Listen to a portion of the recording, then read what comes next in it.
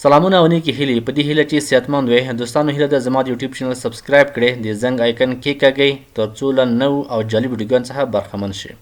بسم الله الرحمن الرحیم. زموږ د نن ورځې درس د اف توري اړوند او د اف د توري په اړه لغتونه وایي.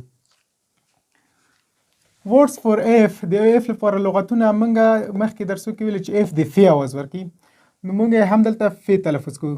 friend، farmer، father، food، fish.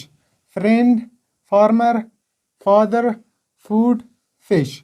friend ملګری، farmer بزګر یا دهقان، father پلار، food خواړه، fish کب یا ماهی. FRIEND friend، FARMER farmer، FATHER father، FOOD food، FISH fish.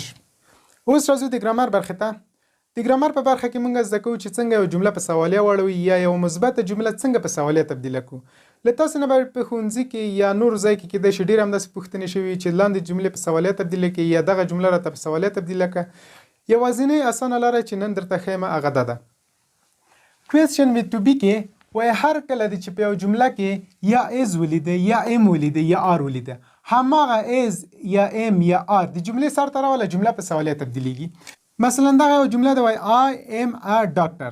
په دې جمله کې ام راغلی ده او ام هم ټو بی ورب ده، نو موږ هم دغه ټو بی ورب د جملې سر ته راولو جمله په سوالیه بدلیږي. لکه څنګه am I a doctor، جمله له مثبت څخه سوالیه تبدیله شوله. یا مثلا په دغه جمله کې they are doctors، هغوی ډاکټران دي. په دې کې هم ټو بی ورب یا آر راغلی، نو موږ هم دغه آر د جملې سر ته راولو جمله په سوالیه تبدیلیږي. مثلا are they doctors، آیا هغوی ډاکټران دي. مثلا بله جمله وایي he is an engineer، هغه د یو انجینر. دلته هم is راغلی، ټو بی ورب راغلی، نو موږ هم دغه ټو بی ورب د جملې سر ته راولو جمله په سوالیه تبدیلیږي.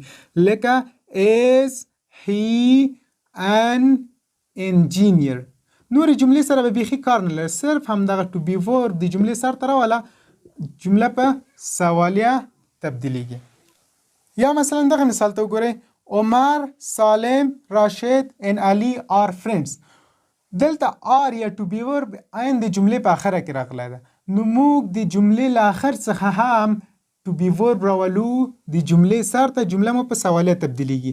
نور هماغه جمله لیکو لکه آر مو له هغه ځای راوسته، دلته عمر، سالم، راشد and علي فرینډز، بیا به آر نه لیکئ. دغه جمله په سوالیه تبدیله شوله. نو تاسې هم هر کله مو چې هر چېرته په یو جمله کې از ام آر ولیده او غوښتل مو هغه جمله په سوالیه تبدیله کړئ، تاسو په هغې جمله کې از ام آر یا ټو بی ورب د جملې سر ته راولئ جمله په سوالیه تبدیلیږي. او تاسو دا جملې له ځان سره تکرار کړئ یا څو نور مثالونه له ځان سره کار وکړئ، نو ستاسو انشاءالله ټولې ستونزې حل شي. دا زموږ د نن ورځې درس په دې هیله چې د خوښۍ وړ مو ګرځېدلی اوسیږي. دوستانو د ویډیو له لیدو مو مننه. که مو راتلونکي کومې ستونزې درلودې ما ته کمنټ پرېږدئ، چینل سبسکرایب کړئ، ما په دعاګانو کې یاد ساتئ. تر بیا ښه وخت.